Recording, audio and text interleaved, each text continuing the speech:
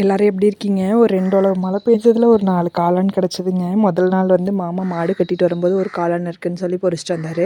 2வது நாள் வந்து பெரிய மாமனார் வந்து அவரும் மாடு கட்டிட்டு வரும்போது அவருக்கு ஒரு காளான் கிடச்சுன்னு பொறிச்சிட்டு வந்தாங்க. இந்த வாரத்துலேயே ஒரு 4 காளான் ஆயிடுச்சுங்க.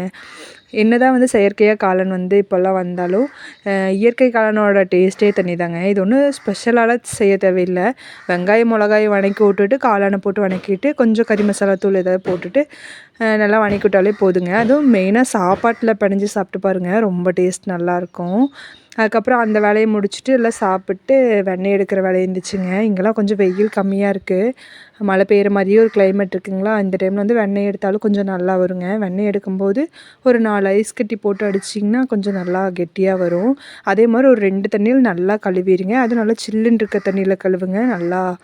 அப்போ தான் வந்து அந்த மோரெல்லாம் வெளியே வந்துட்டு டேஸ்ட்டே நல்லாயிருக்கும். இல்லைன்னா வந்து நெய் வந்து ஒரு மாதிரி ஸ்மெல் அடிக்க ஆரம்பிக்குங்க. நெக்ஸ்ட்டு இன்னொரு வீடியோவில் பார்க்கலாங்க. நானும் போயிட்டு வரேங்க.